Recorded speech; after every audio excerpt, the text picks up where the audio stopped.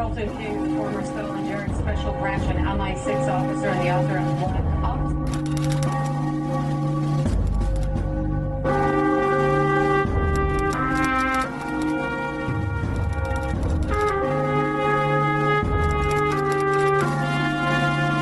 I was undercover for Special Branch in a jihadi organisation.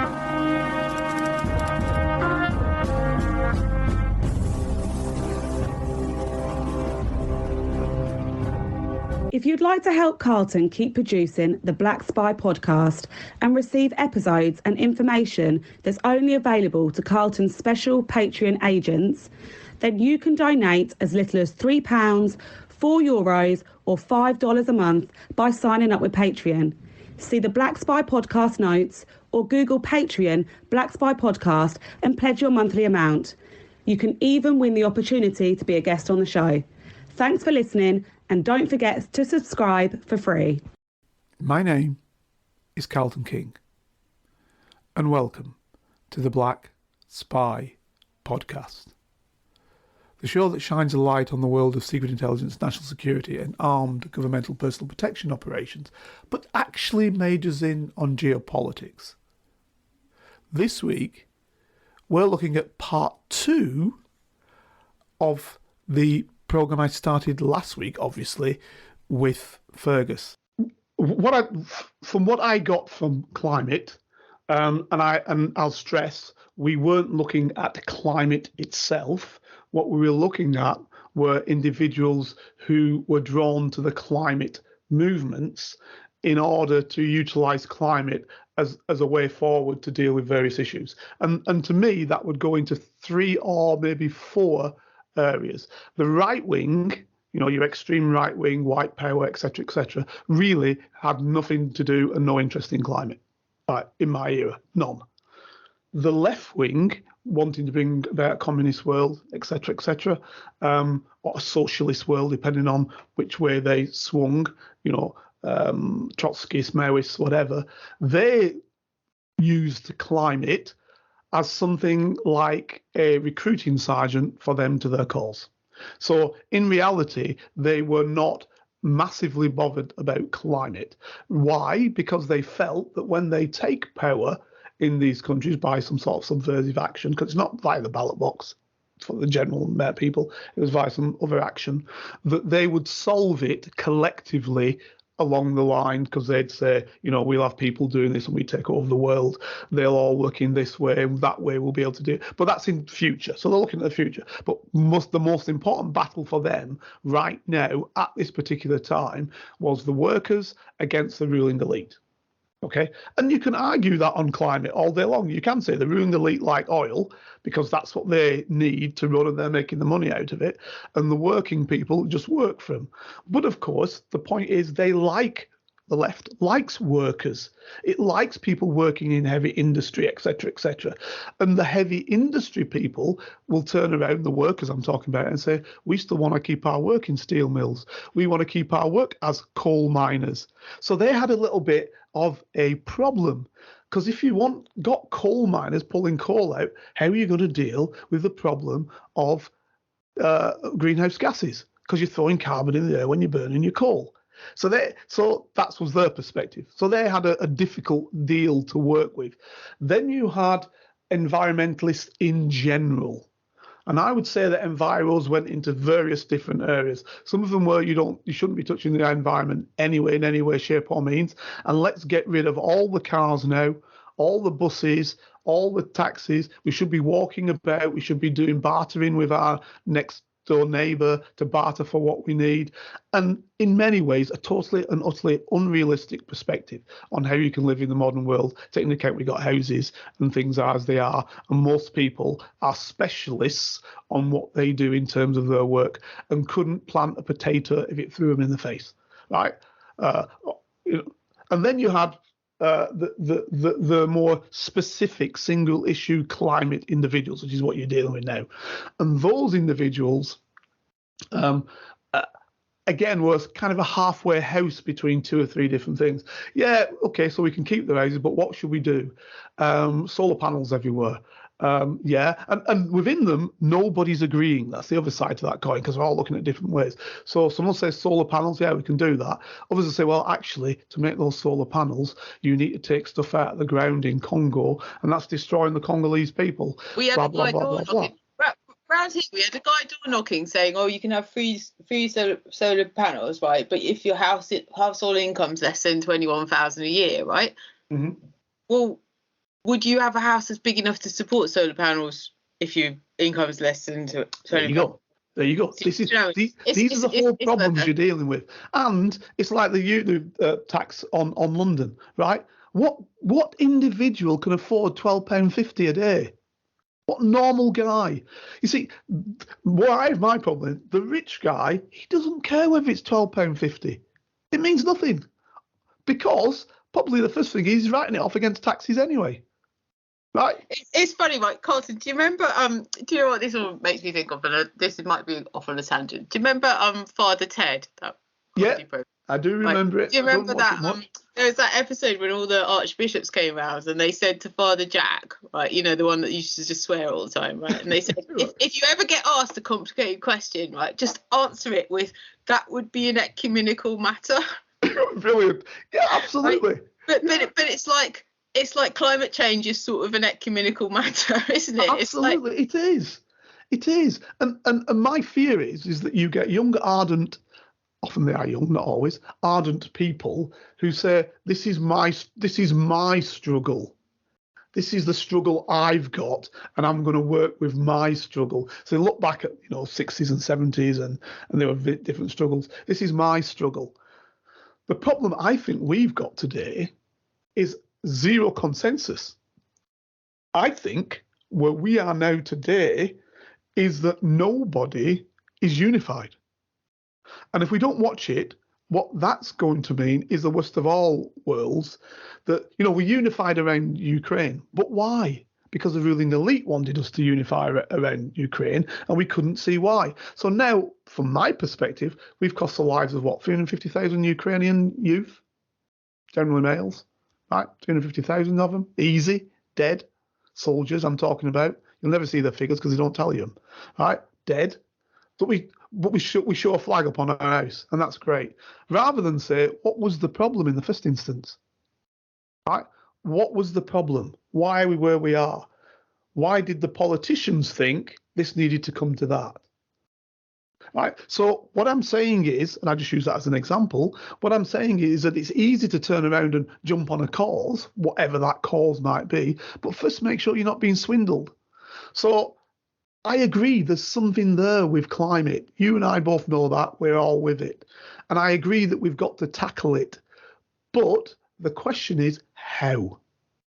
Now, some will say... it's so interesting, isn't it? Because, the NHS workers go out on strike, for better or for worse. They go on strike. The TfL workers go on strike. The teachers go on strike. The climate activists just cause chaos. But, I personally think just generally as a human, there's a lack of education about what will actually make a tangible difference. I genuinely don't know. I mean, from day to day, I try and be a good person, like, I try and use unleaded fuel. I try and recycle. I try and, buy pre-loved clothes. I try and reduce my carbon footprint as much as possible, blah, blah, blah, blah, blah. Right. But individuals don't know what the impact is, and they don't know because there's no global education, but B, there's no, as you say, there's no unification. There's like what the Americans might be doing and what the Chinese might be doing, and exactly, and within those countries might be doing and what the Russians might be doing is completely different. And essentially, from what I'm hearing from conversations with you, is because everyone's essentially fearing each other. That nobody wants to just let their barriers down and say, look, let's just be carbon neutral, because then suddenly, if the Russians say, oh, actually, come on, we're going to fire a load of missiles, then they want to just make sure that they've got all their. Let's be realistic. Let's take Nord Stream 2, shall we? Which is a good example of. Let's do that. Yeah. So Nord Stream 2, which was a a pipe for natural gas, as you know, from Russia to Germany in particular. The Americans did not want that to happen. And they'd said it for several years, and this is what people need to understand, not just now, when there was Nord Stream 1 pipeline built by the Russians, 12 billion worth, built it, put it through, going to Germany, that stuff was going through. The Nord Stream 2 was a joint German-Russian thing, building it, costing them billions to build it and to bring that gas to keep it flowing into Germany, which fired up Germany's economy. Germany, as a result, and this is what you need to understand now, as a result, Germany, because of a deal done with the Greens, after they had the problem in Japan with the nuclear power station, Yokohama Power Station, what happened is that they feared that something might happen like that in Germany. So the German people who didn't like nuclear power anyway, Atomkraft 9, forever and a day were arguing against it. The government, funnily enough, under Angela Merkel, agreed, right, we'll get rid of all our nuclear power stations. We'll get rid of them. We'll switch them offline and get rid of them, right? Great, because they have this pipeline coming through with gas. That's what it was going to be. Not a problem. Our industry can still flow, etc., etc., etc. Okay. What happens? Then it's blown up. Right, beginning of the Ukraine war. Now, the argument was, you got to understand, is that President Biden said that pipeline will not bring any gas to Germany. That's what he said. Victoria Nuland, who's in the State Department and has been on neocon forever and a day, she was the one who wanted people to go into Iraq. She was the one who wanted them to attack Iran. She's the one who wanted them to go into Afghanistan. I mean, she's been everywhere. She's the one who started the Maidan revolution. Before Ukraine had what it's got now, it had a president in charge who was basically relatively pro-Russian. And he was happy to do a deal with Russia, even though the EU could come in to do EU, but no NATO, blam, blam, blam. She wanted rid of him. He wasn't Yanukovych. He wasn't the right type of guy. She wanted rid of him. And there's a tape that says that, okay? So this revolution started, CIA job, done. They bring in somebody else, right wing, helping them, neo-Nazis, helping them to bring them through, and they bring them in. And she's starting, and there's a tape says, we don't want Klitschko, you know, the boxer. We don't want him. No, we don't think he's good. We'll bring in this guy. We'll bring in that person. So she's choosing their government, okay, who's going to come in and run the country. This is where we're at. This what happens. That pipe's blown up. The news media starts saying, oh, Russians blown up. Why would Russians blow up their own pipeline? It doesn't make any sense. But nobody says that because they're not educated. They're ill-educated. Why would Russia blow up its own pipeline? If it doesn't want to give Germany any oil or any gas, simply just turn it off. You've got the pumps, it's there in your area, turn it off. You don't blow it up, an infrastructure that's costing you billions to put in place. Why do you do that? Because it's not them. So the great Seymour Hersh, Cy Hersh came out with the reason why, that it was the United States. He's spoken to people in their intelligence services. They'd give him the information, etc., etc. He's the president's spokesperson then speaks about it and says, Cy Hersh, what you're saying is rubbish, blah, blah, blah, blah, blah, which is what they said before when Cy Hersh was talking about other things like May Lie and other things. Anyway, cut long story short, he's a Pulitzer Prize winner. He's saying what's been said. So then you have to come up with a news story. Oh, it was the Ukrainians. And it must have been Ukrainians who did it, who we never knew anything about. You know, their own little operation. This is deep under the bloody sea. No amateur guys making this happen. It's not amateur holiday day. You know, the Swedes came out and said, we know who's done it. Right, this is what I found interesting. Within about 2 weeks of being blown up, the Swedes put, and this is from the Interior Ministry, said, we know who's done it, but it wouldn't be in our interest to suggest who did it, in our national interest. So what's that telling you? It isn't telling you it's the Russians, is it? Right? Then the Danes say, yeah, we've got an idea, but we can't say either. Right? And now the Germans are coming up with any two-a-penny idea they can not to involve the American in it. But what it has done for Germany is it's destroying their industry because now they've got no power. So German people will be put out of work because they don't have the power to run the factories that keeps Germany as number one within the European Union. You see, these are the sides. So that's an act of war against them by an ally. These are the things that go on that people don't understand. Now, that's why I'm saying when you look at this climate aspect, you've also got to look at all the sides of the climate aspect. What does it mean when you get rid of your nuclear power and now you've got no power? What does it mean to you now? They're talking about in Germany this winter in having blackouts because they won't have the power. And that's last year it was a narrative in the UK as well. Right, let's just circle back to something that I find really interesting, and I love it when you talk about this, right? Your childhood, when the economy worked better and things it might not have been perfect, but it was. And we've spoken before, and I can't remember on what podcast we had a guest on this podcast, but there was a time when you said that, in the 80s or whatever, it was like the Keeping Up with the Joneses, and that's kind of where it all went wrong, right? Do you personally, and I'm not saying, Carlton the spy or Carlton the, Carlton as what I'm saying is Carlton the person who's lived through these generations, right? If I were to say to you, could you pinpoint the point where this all went wrong, or where you would have started, if you'd have known then what you know now? Is there a point where you would have gone, oh, hang on? Yeah, I think so. I now come to the perspective that and this is where I think the real struggle should be, personally, my personal view. I've been to, as you know, many, many countries around the world, probably, I don't know, half, 3/4, something like that, of the countries in the world. And what I've seen in many countries of the world is poverty in quite a few. Don't get me wrong, and even in the most poorest, there's wealthy people there, right? And I mention that because I think where we've fallen down is in creating a society that's throwaway. The moment you come to a throwaway society, I'll give you an example.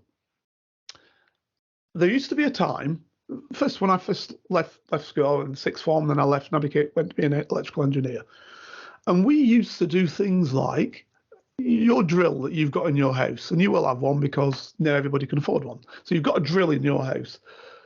What used to happen is people would bring from companies the drill in, normal everyday, what nigh on is a household drill, but oftentimes was a drill for work. So be it a fellow who's a carpenter, or be it a chap who's a mechanic who uses a drill. So the part of the drill you'd use there is to take the wheels off a car, so it becomes it's the same principles as a drill, but you're just taking the wheel off the car or spinning the wheel back on the car.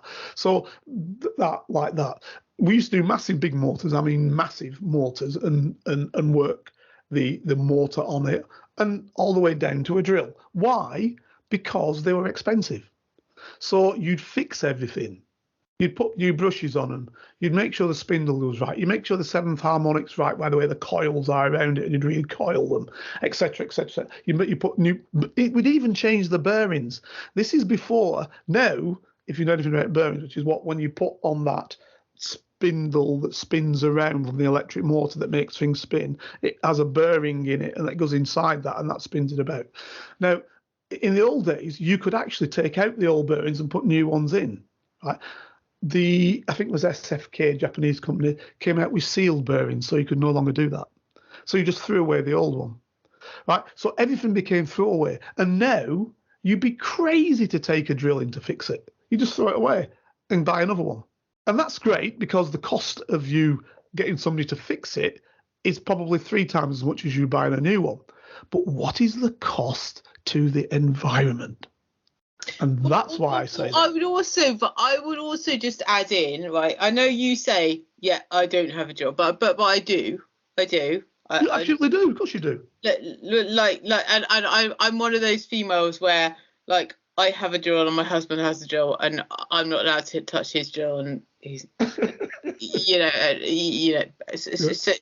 but okay, things, right? I just feel like there's a sort of, the sort of Y2K thing. Yep. When all the computers went wrong. Yep. Right? I feel like my drill has been pre-programmed with like some sort of Y2K thing. Like it's gonna go wrong. It has been. They do it with everything. Right. That's the problem. They do it with cars. They do it with drills. They do it with everything you can think about. They build, it's called built-in obsolescence. Yeah, right. Unless you're going to have something even, that's known for longevity, right? And that's what it's selling on. And there are very few things that do that. Everything else nigh on has got built-in obsolescence, which means you need to buy it anew. Why? Yeah, and it's insane, isn't it? But then, you know, I mean, at DAPS, I'm trying to bring about getting all our tech through this amazing company called Back Market, who basically recondition tech. So you know, so it's basically like sort of pre-loved tech, but then they recondition it back to factory standards, and you know, the problem, the overall problem though, isn't it, that like the overall problem is that everybody wants to do their part, everyone wants to play their part, everyone wants to do their thing, but nobody knows exactly what to do. Well, exactly. And the thing is, why I mentioned my travels is because whilst we are living like that, and don't be wrong, many parts of the world are, or many parts of societies within the world, i.e. the wealthier part, are living like that, throwing stuff away, there are billions of people who are living off the thrown away stuff. That's a big problem. Because the thrown away, it isn't as though they're saying, here you go, my good friend, I've finished with that. There's the thrown away stuff. That's not what they're saying. They just throw it away and it gets carted off to somebody tip somewhere. And these people, children, whatever, digging in the tip to try and find out something that's worth its while to do something with. People are living off that. I mean, literally hundreds of millions, billions living like that. Living on, because the system we live in, capitalism. And I know we play around with it here, which gives it a more acceptable capitalism.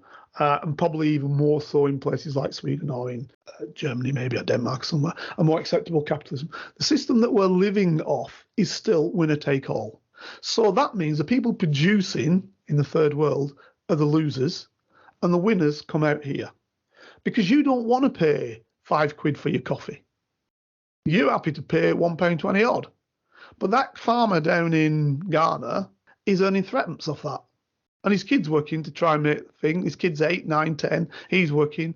And the mum's working to try and sell it when it goes through, whatever. And they're making a pittance. They're bringing you the raw material, but they're making a pittance. Go to somewhere like Congo. I mean, Congo is producing 2 or 3 of the most required elements that we need in this world for mobile phones, for electric cars. And the people are living in hell because they're not making any money out of it. How can that be when you've got a product that you know everybody needs? Because they corrupt the people. They corrupt those fellas in the top.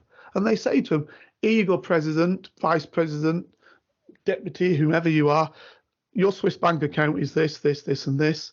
And it's an inordinate amount of money. And then they say, oh, fantastic. And maybe they spread that out to 400, 500, 600, maybe even 2,000 people below them. They all get their cut, 2,000. But the rest of the population living in absolute dire straits, because it's cheaper to do that. And so, if that president, and this is where the geopolitics come in, just let me just finish on this one. If that president says, no, I'm not going with that, I want a proper price for my product. Already waiting in the sidelines is an army trained, ready to rock and roll, of locals who, because they've got nothing, are happy to fight, right? And they say, that president's no good, get rid of him. Right? So they get rid of him. So you pay this other geezer who takes over and you pay him the money. Now, the guy at the top understands that. So he says to himself, all right, best I take the money. That's where we are in this world. So rather than Greta saying, oh, the world change it, she should be looking at the politic that allows it not to be changed. And how will that change? Do you see what I mean? Well, 100% I see what you mean. And I would like to openly invite any climate activists to come on in the next episode of the podcast and talk to us about how they feel about the impact, social, political, environmental or global, that they feel that their protests are actually making, and how Carlton could potentially help them, given his knowledge of geopolitics and the law, and how I can help on behalf of the media, of course. Please do get in touch. You've got all of our LinkedIn addresses, and obviously you've got Carlton's details. I would like to wrap this up by saying that for me as a mother, the climate issue is huge, and something that's recognised even by my youngest children. That and it wasn't prevalent in my childhood. I mean, nuclear weapons were a thing, were a threat, but climate change wasn't. We went out. We went out in the sunshine. We went out in the rain. We went out in the desert. It wasn't a thing. For my children, it is a thing, and I personally feel if I were to campaign about anything, it would be for global a synchronization of global education, so that everybody is, for want of a better expression, singing from the same hymn sheet when it comes to the facts about climate issues. My perspective for today would be two things, and I'm glad you mentioned it. One would be, I think nuclear war is, and the reason why you quite rightly were against the potential for nuclear war, and you and your mother were quite right in the perspective, where you could change it, I don't know, but you're quite right in the perspective that was a clear and present danger. Because all of us who were living through those times of the East-West conflict, particularly in Europe, I say that not because Europe's more important than anywhere else, but because that was the most likely flashpoint for a nuclear exchange by the two major powers. Now, I'm not arguing about that example, India and Pakistan on several occasions were on the threshold of absolute danger. And you could have perceived that there may have been problems coming out of Israel to any of the Arab states who may well obtain something. Because at the end of the day, when Liz Truss was asked, would she press the nuclear button as it was put to her, that's the language put to her. She doesn't press, she just authorises the codes to be used. But where press the nuclear, she said, of course I would, because that made her a great leader. Well, does it? Does annihilating people make you a great leader? Does killing millions upon millions of people make? I don't know. When they asked that same question to Corbyn, he said, no, I don't think that's right, which of course did his legs. So you're not going to educate your people if your people think that you're weak if you don't want to use nuclear. So there is a problem in itself. So, and I think that we are at a crossroads now with this action in the Ukraine, where this is at a dangerous period again in terms of nuclear. As dangerous as it was back in those days when we had X amount of minutes from intermediate and short distance nuclear weapons. So that's one aspect. So for me, that would be a bigger threat right now as it sits than climate. But the biggest threat to me, and it feeds into climate, is the unfair world. It can't keep existing. It cannot keep existing where a whole third, quarter, whatever position you want to put on it, of the world is living in absolute doo-doo. And regardless of how badly we think we're doing, then other parts living pretty well, thank you very much. With so many options. This is when you asked me about that, why would it change? Do we really need 30, 60, 70, 80, I don't know, you tell me, different types of toothpaste? Do we really? Or do we just need the one toothpaste that does the job? Because how much of that are we throwing away? I've just used toothpaste as an example. It could be anything. Do we need that? Do we need electric cars? People say a way forward, electric cars. I know right now that if you go to China today, you can buy an electric car for around about £5,000. Brand new, 5 to 8 grand. your cheapest one is like 30 grand or something silly like that. Why? So what I'm saying is, because of the way we work, there's a disparity in costs. There's a disparity in the way we do things. Why do we need that? If we were a collective, now I know that sounds all hippie-ish, all coming together and all the rest of it, but if we were able to really work in unison together, different nations, we could feed everybody. There is no doubt about that in my mind. And we could control the climate. And this is what should be the battle, because you wouldn't have to be competing against your next door neighbour by that read of a country. And if you bring it down to the narrow, as I said, keeping up with the Joneses, I always want better. So I'll get rid of that table and chairs. There's nothing wrong with it, but I'll get rid of it and throw it away because my next door neighbour's got a better table and chairs. Exactly, and look, circling back to Barbie, and I don't hate it. I love it. I actually love it. Right, circling back to Barbie, right. Mattel have said that they're going to be carbon neutral by 2030, right? Mm-hmm. Right, but they're still making plastic toys. This is the carbon cheat, isn't it?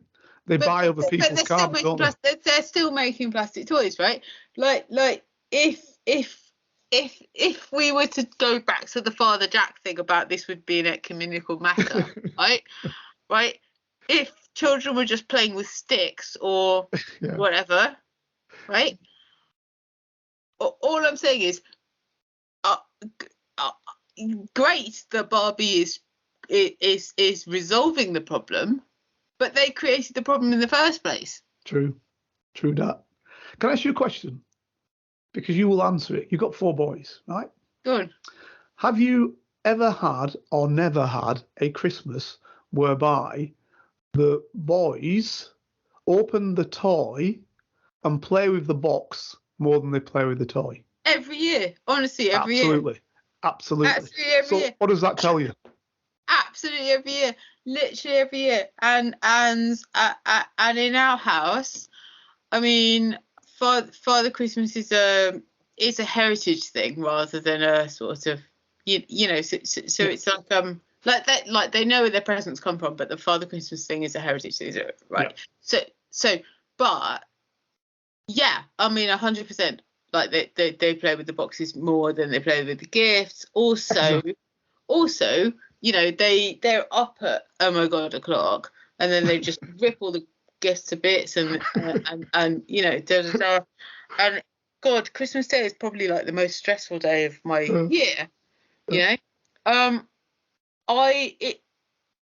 We actually are quite I'd like to think that we're quite responsible about gifts. Like I asked the children to submit their Christmas gift lists in September. I sort of do them. We you fire them off to Papa Christmas then, do you? You fire them off to Father Christmas.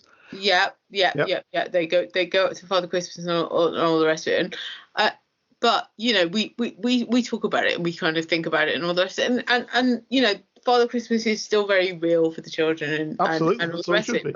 But it's powered by Christmas magic, which is environmentally friendly, right? Yeah, absolutely. But I hate the fact that all the gift wrap and all the commercialization thereof. Yeah, I'm with you. But the other thing that I hate, and I know we mentioned this on the call with Dr. Rachel, is for children at the moment, the celebritizing of climate activists is one thing, but the celebritizing of YouTubers branding products is a complete other thing. Like Mr. Beast and his bloody chocolate bars and all that sort of stuff. We've had to have so many conversations about look, this is a tax on the poor. This is this the money that you're spending. Do you really want to spend £2.99 on a chocolate bar when you could be giving £2.99 to the local food bank and feeding a family for a week on blah blah blah? The answer to that was yes. Well, yes, but in the overarching conversation, just to circle back to what we said before, there's no unified global education. Correct. When it comes to climate change. It just comes down to all these individuals who are standing up or lying down, if they're lying down on a motorway, or whatever, or standing up with a placard or whatever, who are taking it upon themselves to make change because they are aware of the facts and they want everyone to be aware of the facts. Well, this is where we had the problem, wasn't it? We don't know what the facts are. Let's just take this back to something simple, right? If this was the COVID vaccine, right? Dominic Cummings snaps his fingers and suddenly everyone was in the line in the queue to get their vaccine, right? If the government was taking this seriously and there was a solution that was mandatory, this could be very, we wouldn't need a Greta Thunberg. We wouldn't need a Swampy. We wouldn't need we wouldn't need anybody lying on the M6. We wouldn't need, climate activists. We wouldn't need, any sort of state of climate emergency. We wouldn't need whatever. We just need government policies. But the problem, I don't know, and I don't know if you know why it's so low on the agenda. And I will say again, we come back to the perennial, don't we? And that perennial is dead simple. It is really all about who has power. So, I understand the left to some extent, but then the left's all about grabbing power and then not knowing what they do with power. And I'm talking the ultra left now, I'm not talking about. But the problem for me was always with the ultra left is who gets hurt on your way to the ultra left and who are we sacrificing to do that, to attempt to take over? Because, systems can change very, very quickly. I don't think definitely people in power, the middle classes, often understand that. If you take Northern Ireland, in 1968, they basically copied the peace marches of the United States for civil rights. And they even called them civil rights marches. That's what they called them. So the Catholic called them civil rights marches, copying the black struggle in the United States. They copied that. Within months, literally months, the guys on the ultras who wanted to make things happen, Irish Republican Army for one, ISPN, that was the Irish Socialist Public Army, all these type of units that were sometimes left-leaning in their perspective, and obviously the right-leaning ones were the right wing of the loyalist bodies. They already thought this is a fantastic opening. So they weren't looking for, peace just making its way through by the talk. They were looking to go to armed conflict. And when British troops allowed that to come to the stage whereby they were opening up on unarmed people initially, that was beautiful for them because they were thinking, fantastic, now we got the boys and girls on our side. So people don't seem to understand how close you are to any country is to changing power to revolution. They don't seem to understand it. They all think it's all honky-dory. It isn't. It's a work in progress. But do you think for one person, let's say you woke up tomorrow and you let's say one of our listeners woke up tomorrow and thought, right, I feel passionate about this, and I want to protest about this, or I want to, whatever. Like there's no way out for him. You're right. There's no way out for him or her. They've got to join the system somewhere along the line, and they do, and that's why you'll always see what's the first thing that happens with any opposition movement. Once it gains power, it splits because everybody joined it to make the change. Now the argument is, what is the change? And that will be the same with climate change. There'll be people joining from all different parts, some more radical than others. Some want to do this, some want to do that. Some saying that there should be no houses at all. Some saying everybody should live in a hut or whatever it might be. No trains, everybody should walk, everybody should cycle to work, blah, blah, blah, blah, blah. And there'll be others who will say, no, that's rubbish. But they'll all come together to make the change. But once the change is made, what then? Right. So my point is this. I fear that we can't change the system so often. I fear that. Because if you look at the politicians now today, I don't care what, look at Starmer. He's just the same as in the Tory party. Frankly, what was his difference? What was the difference? Okay, one thing I would say about climate change is that I think the reason why there's a sticking point is because it transcends politics and geopolitics. Does it? I don't think it does, because at the end, they've got to do something with it. But the point what is, are they going to do? No. That this is why I'm saying it transcends, because what everybody needs to do is different in their own territory. The way, like if we were to, you've called this out already. There are poorer countries where people are dying on the streets because they haven't got irrigation, right?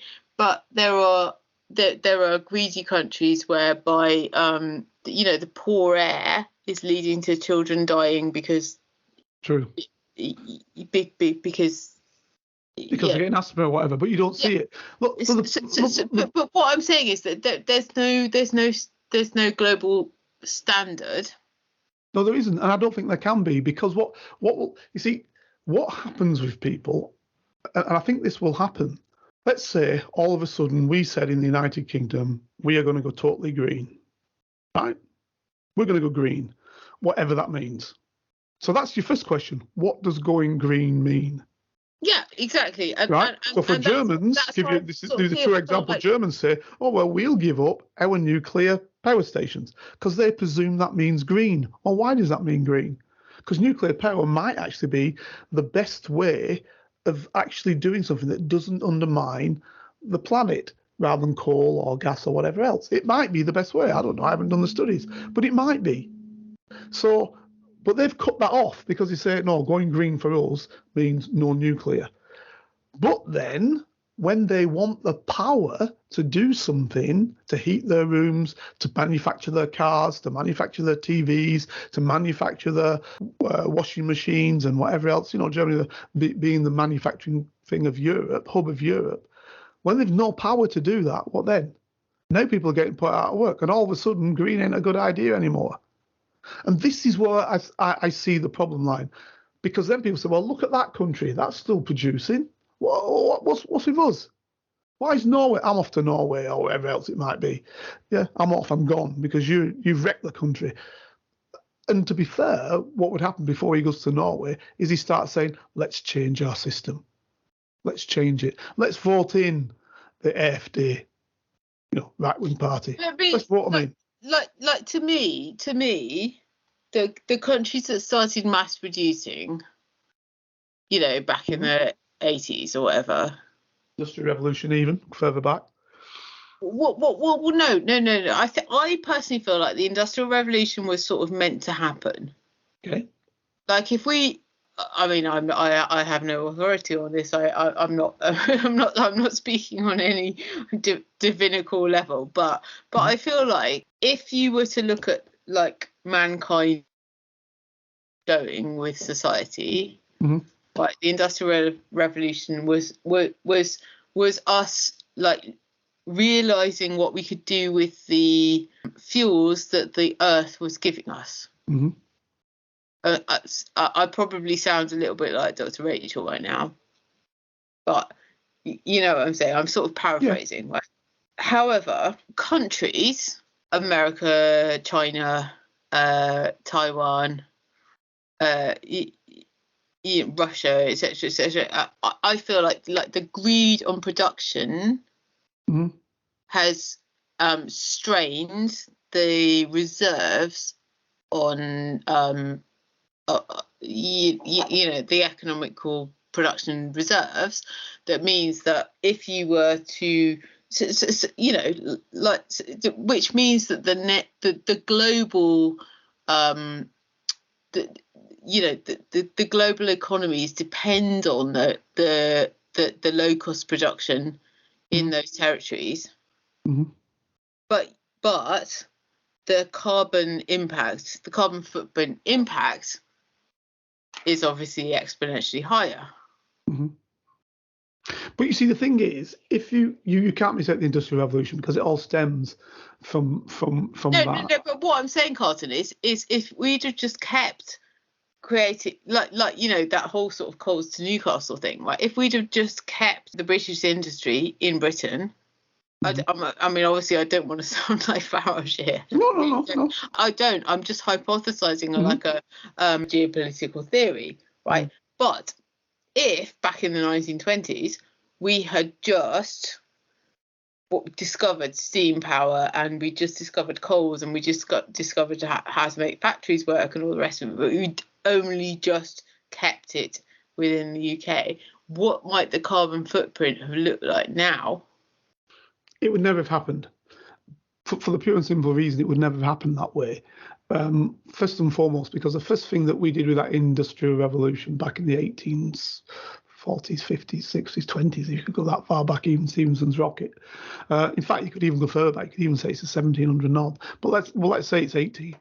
What would happen is, and what did happen was that fueling of technology allowed Britain to build better ships, to either expand the empire or to secure it better, and to take out the raw materials from the empire to bring it back to Britain to make the finished goods and then sell it back to the empire, which the empire could only buy because it was basically a monopoly.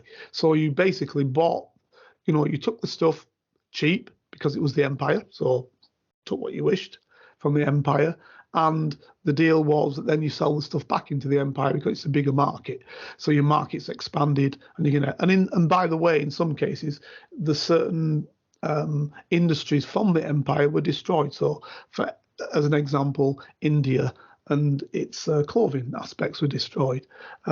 Anglo-Egypt destroyed, Egyptian cotton was destroyed and put back into the northwest. So what I'm saying is that from the beginning there was no perspective of it just staying in Britain, because that's why it grew, and other countries did exactly the same. Following Britain, other countries with empires, or even those without, following the way that was done in Britain, or those that could bargain for the supplies better. So let's take example the United States.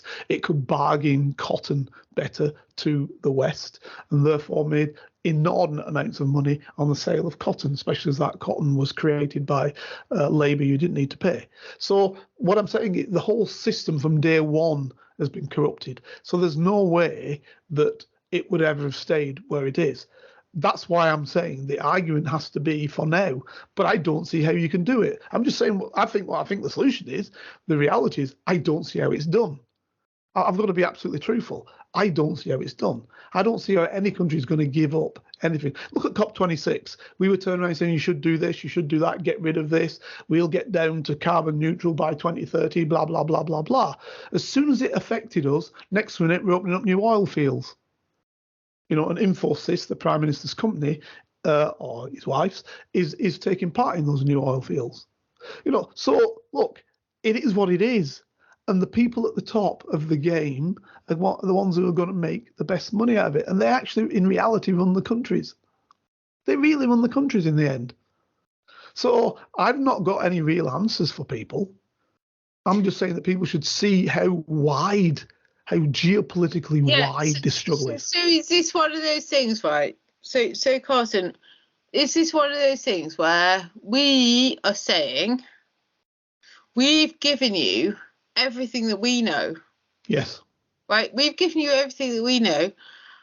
Governments need to make a change. We know that. Yep. We don't know what the change is. Correct. We don't know how to bring it about, do we? We know what we know. You have been trained in so many incredible ways to understand geopolitics, and you don't know what the answer is. I've been trained in many media ways, and I don't know what the answer is, right? If anybody who's listening to this wants to come on and talk to us about what they think we should be doing, we would be delighted to talk about this We because welcome them with open arms. because none of us know. Correct. We And welcome this them is with the open first arms. time. This is the first time that we haven't come up with a definitive answer. Yeah, correct. So honestly, if anybody knows, or if you would like to just add in the comments on this about what I would really love is if you could just add in the comments, if you've listened to this podcast, if you could add into the comments about how you have personally made involved climate change in your life in any small way, big or small, honestly, big or small, right? Absolutely big or small. There is no judgment, literally big or small. I would really love to be able to, at the end of this, like let's say in a month's time, I would love to be able to just capture what everybody's doing and share on LinkedIn, because I know all you guys are doing so many things, and I know everyone's doing so many things, and it's brilliant. Carson and I didn't have the answer. Nobody has the answer. Like, even the Prime Minister doesn't have the answer, right? But if you are doing a little eco garden, or you've got a wormery, or you are, baking cakes for your neighbour, or anything like that, please just share. Because we'd love to hear about all of this. Absolutely. It's what makes the world go round. And at the end of the day, also, if there are any climate activists and protesters out there who would like to share their story, because we've said so many times that we get our head around it from the way that the media portrays it and the way that the way that the law portrays it, and we obviously realise that there is a very granular grey area for certain cases, where that is different. So if you are a protester, or you're thinking about protesting, or you just feel strongly about the environment or whatever, please just reach out to us, okay? So Carson's details are on the podcast. You can get me on LinkedIn, and I'll add that to the podcast, by the way, your details. And please just talk to us. I mean, if this is the one thing where we don't know what the answer is. Correct. But maybe you do. And that'll be interesting. And if you think, and even if you think that you want, don't feel like you need to have the solution. But if you want to just come on and talk to us about what you think, just come and talk to us about what you think. Well, listen, ladies and gentlemen, this has been a 2-episoder, and this will be the second episode. I also want to say, because by then it will be at the end now, what I'm going to say will be 2 weeks previously. I just wanted to add that on our podcast 2 weeks previously, part 1 and 2 about obesity, I got a lot of feedback, actually. Some individuals saying, wow, fantastic. We wanted to hear about this. Brilliant. They're beginning to understand the difficulty of losing weight and the geopolitics of the big food companies that basically have a vested interest in pushing forward food as they perceive it. So in a strange way, it's connected to this podcast, which we're ending now, in terms of how the world functions, because in the end, it's all connected. And with that, ladies and gentlemen, I'm going to say thank you very much for listening today. Fergus? I'm going to say, as always, good night. I'm always here, and thank you for everybody that reaches out to me on LinkedIn. LinkedIn is always the best way to get me. Thank you for everyone that gets in touch with me on LinkedIn. I promise you I reply to every single one of you that gets back to me on LinkedIn, but that is definitely the best way to get me. All right. Super. Thanks for that, Fergus. All the best. And ladies and gentlemen, see you again, hopefully, next week. If you'd like to help Carlton keep producing the Black Spy podcast and receive episodes and information that's only available to Carlton's special Patreon agents, then you can donate as little as £3, €4 or $5 a month by signing up with Patreon. See the Black Spy podcast notes or Google Patreon Black Spy podcast and pledge your monthly amount. You can even win the opportunity to be a guest on the show. Thanks for listening, and don't forget to subscribe for free. Here is a working class spy telling his stories, the secrets, the lives of spies. Feel free to message Carlton King on all socials and give this show 5 stars on Apple iTunes and subscribe so you never miss a single episode. For your ears only. I was a member of Her Majesty's Secret Intelligence Service.